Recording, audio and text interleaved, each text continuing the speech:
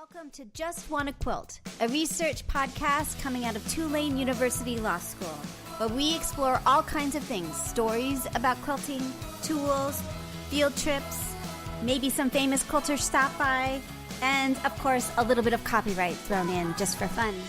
Elizabeth Townsend-Gard, your host. I'm a law professor at Tulane University Law School and a LePage faculty fellow at the business school, and I just wanna quilt. So today we talked to Latifah Saafir, and she is a pattern maker. She is a fabric designer. She creates tools. She co-founded the Modern Quilter Guild. She's like cool and fun, and we had a great time chatting. And I'm super psyched to chat with you. And actually, I'm going to turn on my video for just a second to show you. So I was super psyched about all you sent patterns, and that's so awesome. And we'll get into the full interview. But I was looking at your shop to say, oh well, I know that you created fabric, and I was like, oh, I have to see what her fabric looks like. And look, I already have it. I have your fabric. Cool. Yeah, that's graphic. I know. Cool. I totally fell in love with it like a while ago. So I have it. Awesome. Yeah, that's and I don't often buy fabric. So I'm like, I must have been like, I have to have this fabric. It's so very cool. So it was in my stash already. And I would love to chat with you about strategies on how to use this beautiful 2 yards of fabric that I have of yours. Perfect. So, cool.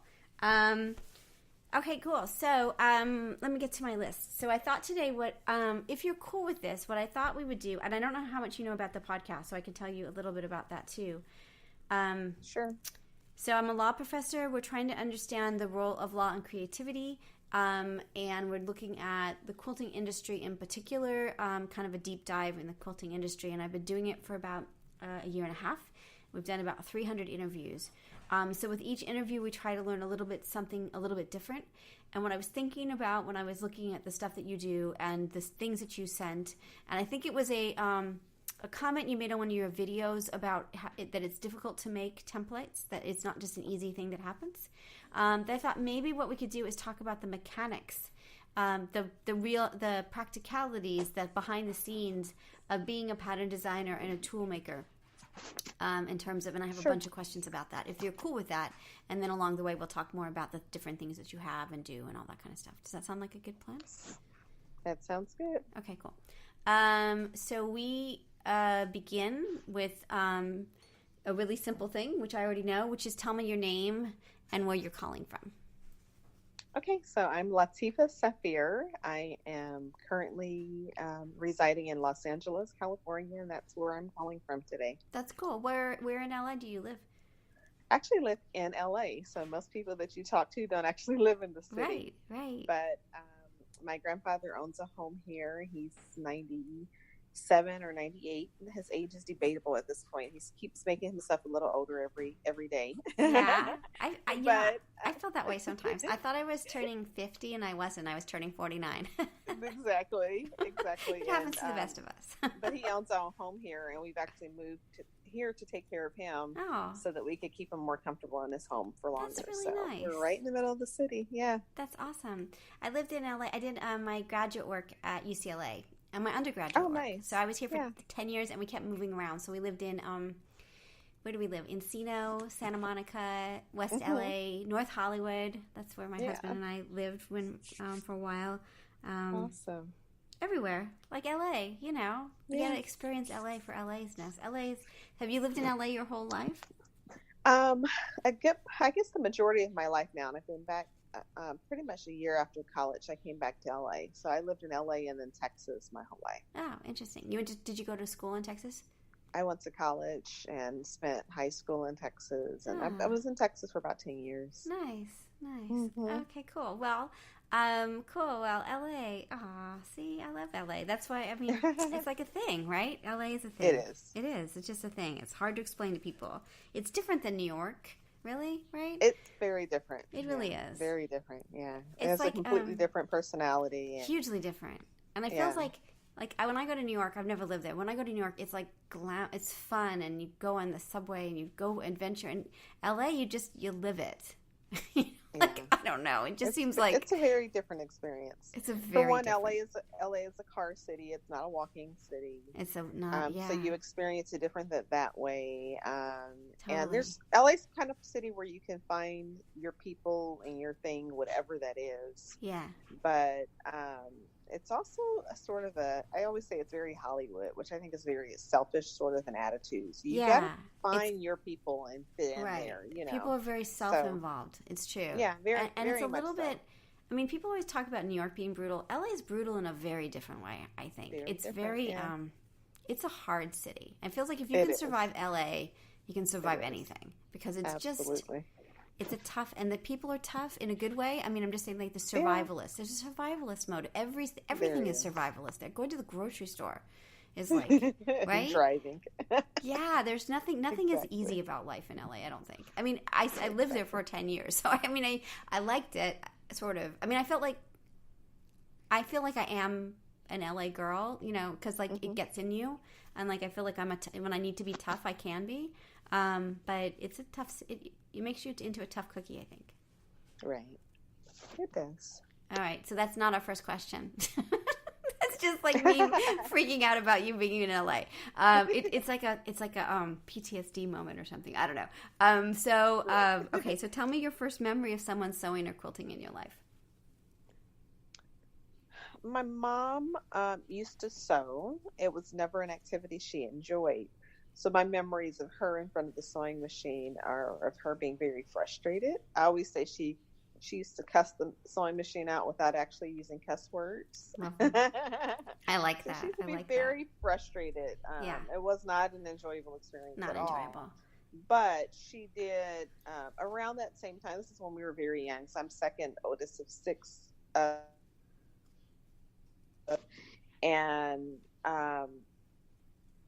She did take the time to teach us around that same time, though. So I was very young when I learned how to sew. But my mom, you know, I was probably 6 or 7 when she set us down in front of the machine and like, this is how you maneuver. This is how you know, do the basics on the machine. Right. So she knew it was a valuable skill, so she didn't scare us from it. Yeah, I think it's so important. Something about that age, that 5 to 8 year old age, is like, if you can get them sort of just at least experiencing the sewing machine, it's such an age that they're not afraid, you know? Exactly. Exactly. So when we got interested I was about age 10 when I decided I really needed to sew some stuff. You did? She just gave us the machine. That's really great. She's like, here, like, go for it. Right. Exactly. She was done with it at that point. I like that.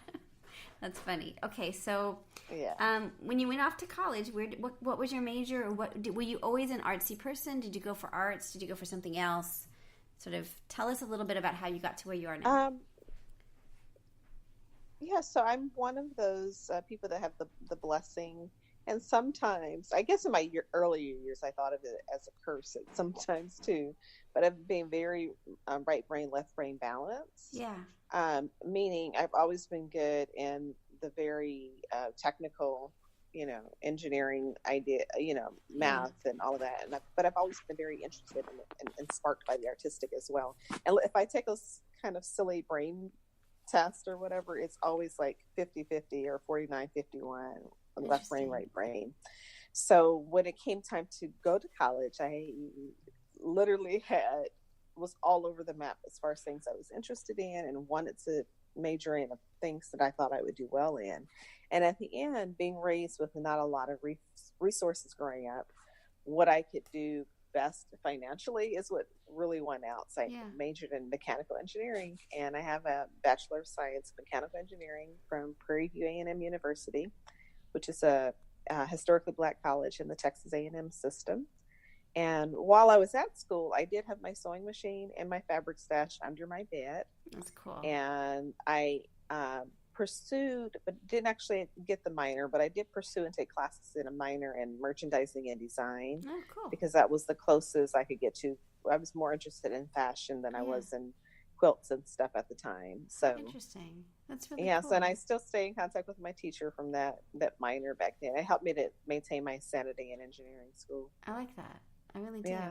It's kind of amazing how many have the background of being a scientist or an engineer or math major. Yeah. And it makes sense with quilting, right? Like, because you made It's this very amazing prevalent in tool, and quilting. it's like, Yeah. we're all making stuff, right? We're all Exactly. constructing. It's construction. It's just fabric. Absolutely. Yeah. Really interesting. Pretty construction. Right. It makes it better.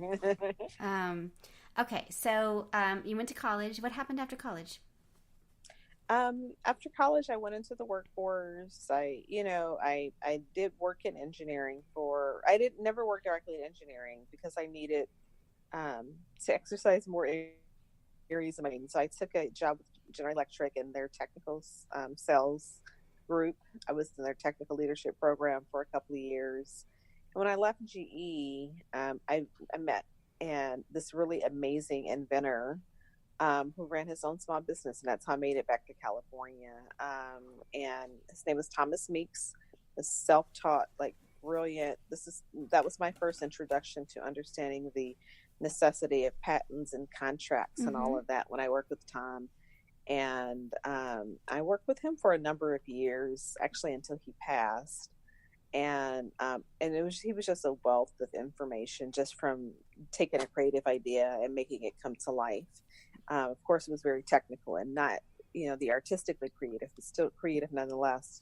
And then also the importance of, contracts and starting conversations with letters of understanding and, all of those kind of things. Yeah. So it was a really valuable experience in my whole trajectory. And after he passed, I worked for Salesforce.com for a number of years. And when I got laid off from Salesforce, I thought, well, maybe I can make a decision based upon what my heart loves and not just my head and not just what makes sense. And so that's when I decided to try to dive into seeing if I could make a career in the quilt world. And I've kind of been in it ever since. It's amazing. And so what year was this that you, like, how long has this been? Oh, goodness.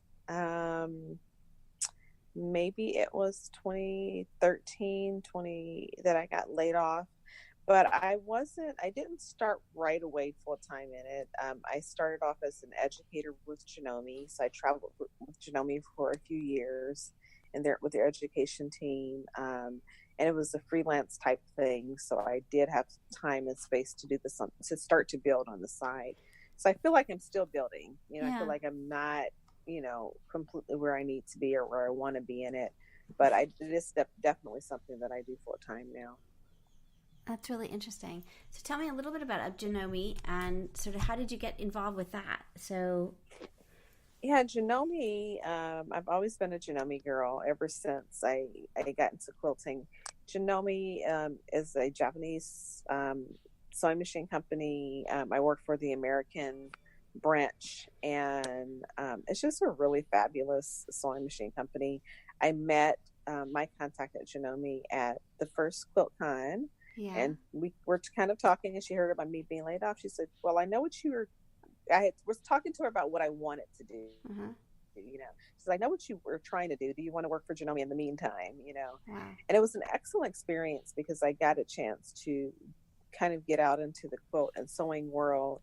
And I met a ton of amazing quilt teachers and product and pattern designers and things that have been in the industry for a long time. And most of them were really, really generous with sharing on, like, if you do it, this is what you do, or don't do this, or, and as far as providing resources, the industry is really good like that. That's really cool. And yes, and then I also was in the classrooms of some really amazing teachers too. So I definitely took note. Teaching's a big component in what I do. Totally. So I definitely was, I was listening with my eyes and my ears and taking points for what to do and what not to do in the classroom as well. Now, why do you think you were attractive to Janome? Do you think it was the quilting plus the engineering? Like if others, like the actual brand, when I went looking for sewing machines, this is like after I finished my first quilt and I decided I was serious about it. Yeah. I'm like, okay, let's find a sewing machine. I was really looking for a dependable workhorse machine. Yeah. I'm not necessarily interested in all the bells and whistles, and Janome has lots of bells and Yeah. whistles, but and I also am not. I'd rather quality over a name brand. So, Yeah. there are some brands that have are much more like prestige behind it and all of that. Right. And Janome is a wonderful brand with a wonderful reputation, but Janome is consistently, when I talk to sewing machine dealers and just like being in that part of the industry, it's just consistently known for being a really reliable, well-made machine. And the types of sewing that I do, it does really, really, really well. So yeah, and it's just, I've always been able to rely on my machine. Really cool. Interesting. Okay. So when you were thinking about going out on your own, you went the direction of creating patterns and fabric. Is that right? Yes, patterns and tools and fabric. Fabric and tools and fabric. Yeah. So tell me what made you decide to go that direction? So I had a conversation with Pepper Corey, Yeah. who's another amazing designer, has been in the industry for a million years. Pepper's been around for a long time, wealth of knowledge and information. But this is back before I even thought I would join the industry as this component. I also co-founded the Modern Quilt Guild, and this was back in the early days of the Modern Quilt Guild. And in this conversation with Pepper, and I always remember this, she always said, if you're going to survive in this industry, you have to sort of piece a career together. So you can't just do one thing. So she says, you have to, like do books or patterns, fabric, teach. You have to, it's not just like you can pick one thing and do it. Or some people do, but it takes a time to build up a stream of income that's large enough to really sustain a career. Right. And so I looked at the things that I do well and do best and what my strengths are, and that is teaching. I've been teaching since I was a kid. Yeah. So it's part of a natural part of my what I do in quilting. Yeah. But I also, just like the engineering part of it, I also really love how do things go together. And so the tool development and patterns on top of that are like kind of a secondary component. Fabric came later. Graphic was my first line, and graphic was something I always I wanted to see this on fabric, and we can talk a little bit more about that later. It's amazing. But I was actually approached by the fabric company that I'm currently with, Hoffman Fabrics. Yeah. And they were like, have you ever thought about designing fabric? And I'm like, actually, I have. Yeah. So it actually came later. So those are the primary components. I'm now about to launch classes on Blueprint. So there's some online learning things involved in my, in everything that I do. So there's a number of components involved. But I try to talk to people who were successful in the industry and try to pattern what I do after how they run their businesses and what they do to be successful as well. Yeah. I don't believe we have to reinvent the wheel in order to do something. So I definitely learn from those that came before. Yeah. Well, I mean, we talk about that in copyright. I use a phrase. I mean, there's a common phrase in copyright, which is building on the shoulders of giants, that we all learn from people. Like we don't live in a vacuum, and so we all learn and build from what comes before us or next to us or in different ways, right? Absolutely. Yeah. Okay, well, cool. All right, so you sent me the Clammy, which I'm about to start. Yes. I'm so excited, but I wanted to ask you lots of questions before I started. The Clammy 8-inch, which is a template, and there's patterns. You also sent me some patterns, which is super exciting. Tell me how you got interested in clam in this shape, and sort of what I want to learn about your journey with the clam journey. Yeah, I always tell people it was a very selfish journey, and I had no clue when I embarked upon it that it would take me to where I am now with it. Yeah. I wanted to make a clamshell quilt, and at that time, this was back in this is early in my quilting days, at least, which is probably 2011 or 12, maybe. This was, I'm not sure exactly what year it was, but it's been a while now. I decided I wanted a clamshell quilt. But clamshells it's a very traditional shape, and it's a very traditional quilting shape. And traditionally in quilting, clamshells are about 2, 3, 4 inches. They're small. Right. And they're hand sewn. And they're hand pieced. And you don't do either of those things. And I don't do either of those things. And the really funny thing about me, and that some people understand, well, people who feel the same way understand, lots of others do not, is that I actually don't enjoy sewing at all. I don't even enjoy machine sewing. So when I do sew, it's kind of a means to an end, if that makes any sense at all. So when I do sew, I want it to be done the easiest, quickest, fastest, most efficient way. I like that. And so that's the reason why I do not hand sew. I only hand sew when I need the hand sewn look, and that's critical to my artistic vision. Yeah. So I'm probably never going to really hand piece anything. Anyway, so how do I sew this by machine? So, and one of my go-to kind of design decisions is always, let's go bigger as well. So I thought, let's blow the clamshell up, then we can sew it by machine easier. Yeah. You can sew a 3-inch clamshell on a machine, but it's not going to be a lot of fun. So my very first, I hand drew the template. It was a 9-inch, which to me makes a lot more sense. A 9-inch clamshell. Right. Goes faster. Yeah. And I and drafted it.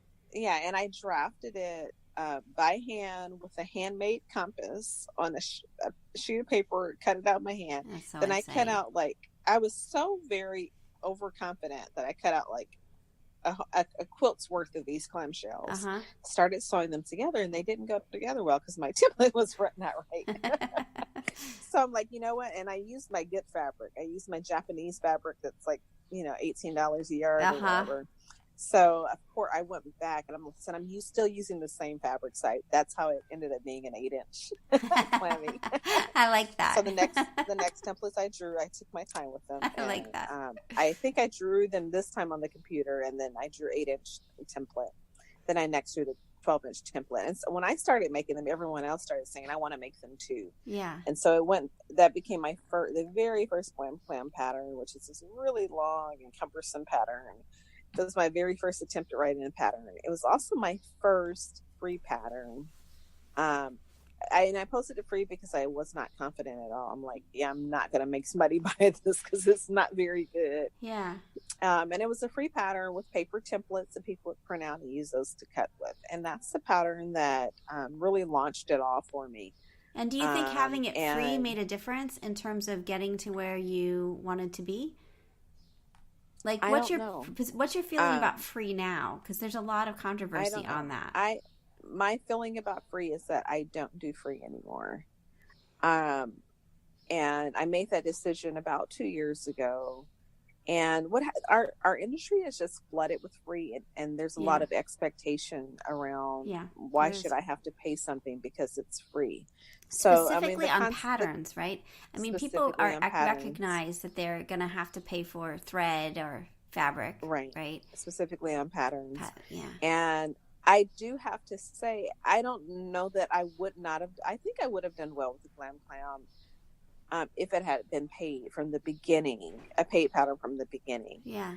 But as a free pattern, because of people's lack of confidence in sewing curves, that's even when it was the free pattern, I still taught that as a class very actively for many years, and it's still one of my most popular classes. So then that way you're still making money off of the teaching part of it, if not the pattern part. Do you sell the patterns now? I imagine you sell the patterns. It is no longer a free pattern. When I went to a acrylic template, and I'll talk about that journey in a second. Yeah. I had to rewrite the whole pattern, and a lot of time and energy goes into writing a well-written pattern. Yeah. And I have a technical editor. I do all my illustrations on my own. I'm pretty proud of my patterns now. Yeah, your patterns are great. I really do put a lot of time and energy into making a really quality product. And there's no way I could give that away for free and respect myself at the end of the day. Yeah, no, I'm really psyched about, I've got we finished classes in like 4 weeks, and you're like on the top of my pile of things I get to do exciting. once my life is not like at school. Yeah. So, okay. So let's talk about the technical stuff. So I'm looking at the Clammy Sure. Basics 1 full circle quilt, which just looks like so much fun and a little scary, but it looks super, super fun. And the directions seem like I've read through them. They seem like I can do them. I've watched the videos. The videos are important. Yay. The YouTube videos. Do you find that important in terms of your business I model? think it helps. I think it helps a lot. And the funny thing is, I had to overcome a lot of hurdles, physically, as far as the space that I work in and all of that, as well as mentally to get the videos done. Yeah. So I just launched the videos not too long ago. Yeah. So I'm really, really happy. It's a big relief to me. But I think it's a really helpful for people because people learn in very different ways. Yeah. And as a teacher, you understand that. So, and that visual component, and not just on a static page, but actually seeing someone interact in a 3D manner with the machine and the fabric and all of that is really important for certain kinds of learners, especially when they have to duplicate that same activity. Yeah, hugely. So it is how important. Now on the logistics of that. So I want to talk about a couple before. I don't want to run out of time, and we might have to do a part 2. But I want to understand sort of how about the templates and about the videos, because I think so. When you started deciding, and these are, I think they're made in the U.S., right? Do you say the Clammies are made in the U.S.?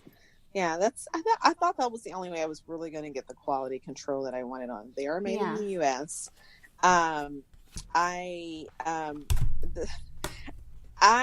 It's been a learning journey for me with the templates. When I decided I was going to make the templates, I had no clue what I was doing. I had an idea about how the template would work. And then I had to take that idea and make it into reality.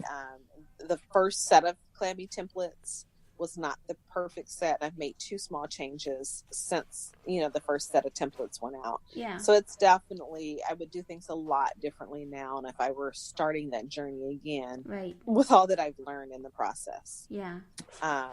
Yeah. And you use a smaller rotary cutter when you do the templates. Is that right? Yes. Ideally, especially on the 6 and 8 inch templates. A 28 millimeter rotary cutter is ideal. Yeah. On the larger 10 and 12 inch templates, you can go up to a 45, but you just have a little bit more control going around those inside curves with a 28 millimeter. So that's the one I use primarily. And I think you're using one of those Martelli, the circle ones that move around, right? In the video you are, and we have one of roundabouts. those, and I'm starting to get better at it. But you could kind of see why you would need it, because it keeps everything nice and in place as you're doing these curve cuts, right? Exactly. Okay, so back to making this template. So the template is a clam, and it's got the circle on the top because we're on audio. So, and then it comes down. It looks a particular way. We'll put a picture up, but then you can do other things with it. Tell me about the design process and the manufacturing process. How hard was that? Yeah, so the first thing, when people started making the glam clam with that paper template that I talked about, everyone said, we love the pattern, we love everything about it, but we hate cutting with the paper templates.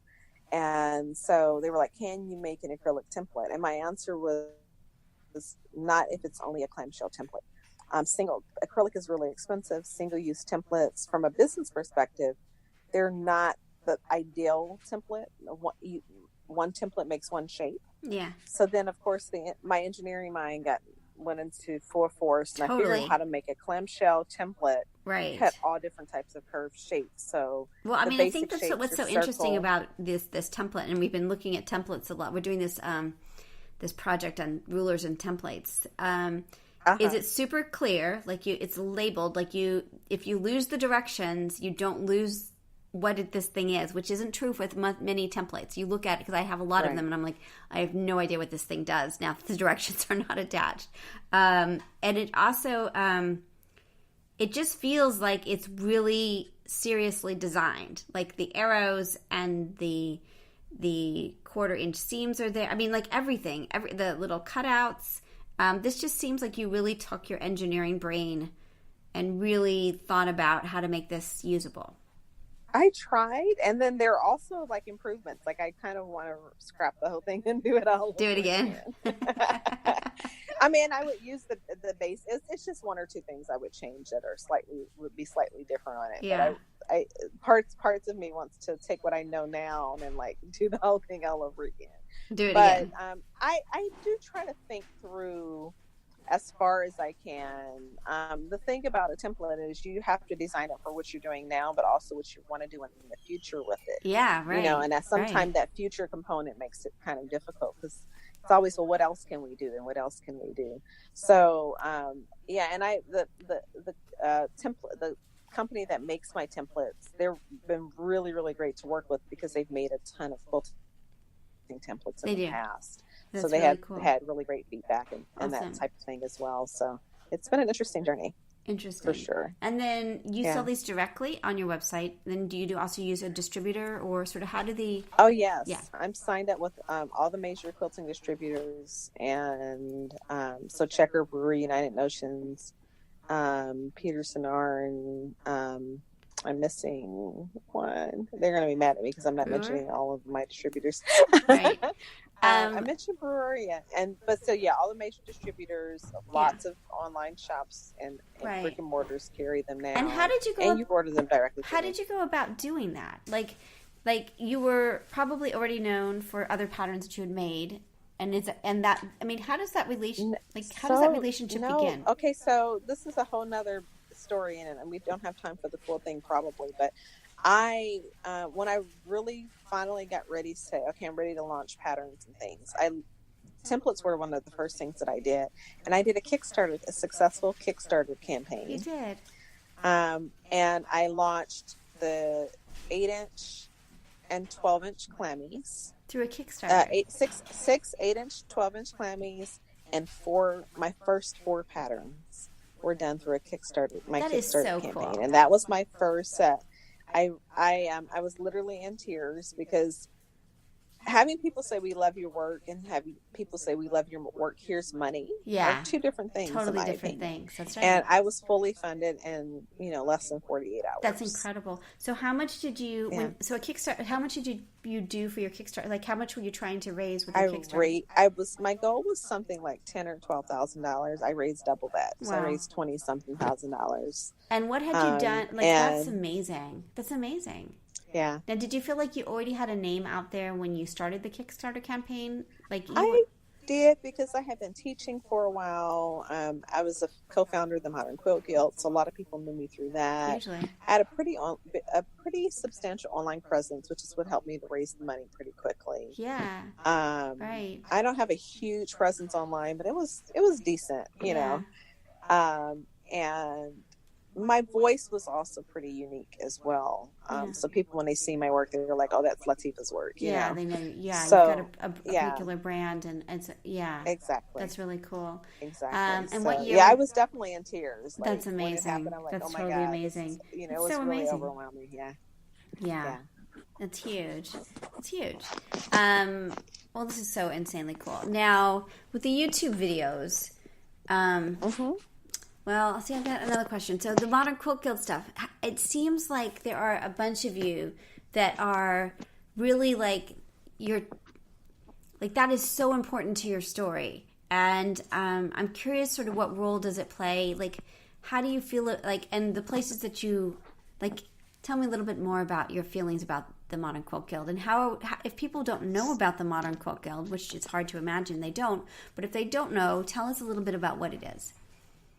So the Modern Quilt Guild was an organization that was founded. The first guild was the Los Angeles Modern Quilt Guild. It was founded back in 2009. I literally commented on Elisa Haight Carlton's blog saying we should start our own guild.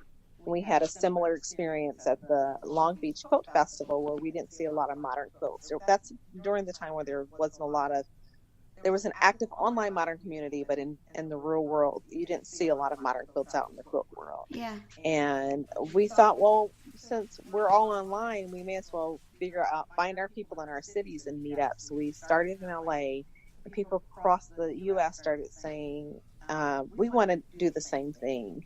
And so as people were forming these little groups all across the United States, we decided to formalize as a national organization. So interesting. And it was literally being at the right place at the right time, because it exploded. I mean, we went from like 1 guild to 50 in like no time. Wow. And then it just grew and grew and grew. And yes, I resigned from the organization a few years ago. But it definitely was a key part of my story, because it put me in the industry where I did get to see and meet and talk to and have that visibility as far as learning about that side of the industry. Well, It's it was a really such a huge part of the the local growth. organization part is Yeah. really important, because like some of my best friends now are my quilt friends, and that's how Yeah. guilds are, whether it's a modern guild or Right. traditional guild, period. They Yeah. become part of your extended family. Yeah, they do. That's really interesting. For sure. People Yeah. talk about the guilds that they're worried they're dying. Do you feel like that with the modern quilt guilds? I don't think so, right? They're just No, I don't thriving. think so. Yeah. Yeah. It's just a I don't think shift. so. Interesting. Yeah.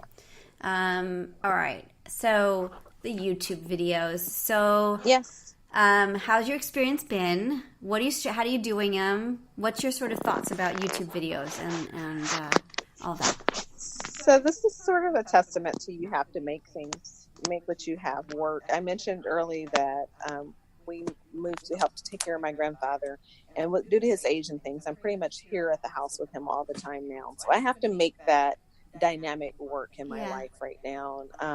And so my YouTube studio is like a third of my bedroom. Nice.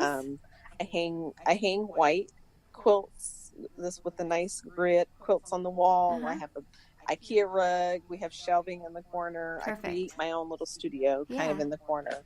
I have professional lighting, and it's all shot on my iPad and my iPhone. Oh, that's really great. That's fantastic. And I did get tripods and that type of thing. I invested a little bit, not a ton, just a little bit, just to get some of the right tools to make it happen. Yeah.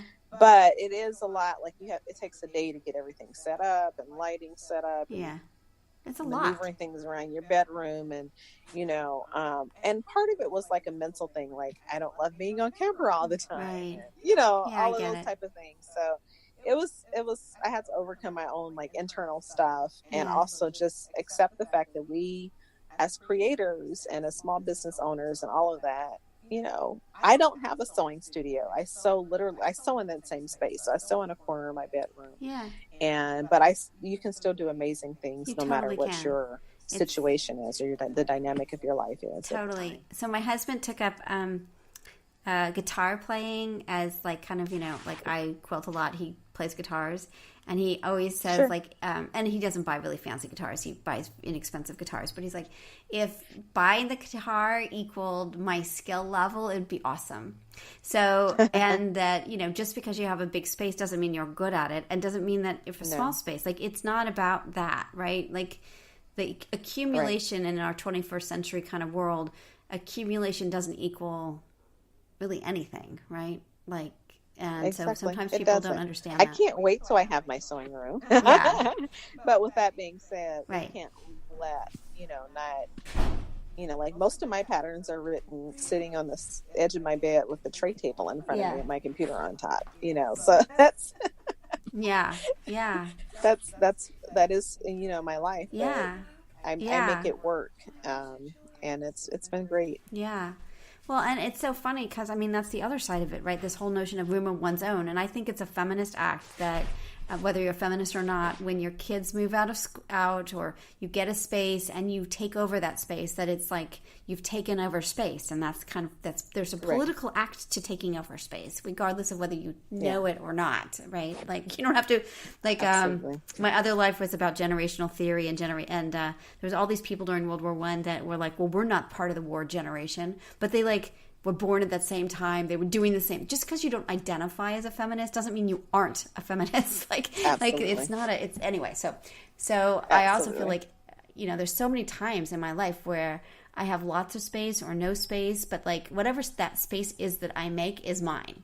And that's an important component of sort of this thing that we do, Exactly. Yeah. I like that it takes up space. Cross stitch doesn't really take up space as much, right? There's other hobbies that don't require you to be like, I need that room right now. Like I have stuff in it, so I like that part of it. It's very, there's an empowerment component to it, so. Absolutely. So I don't know. That's my ridiculousness. Okay. We've gotten through like 2 things on my list. So hold on just a second.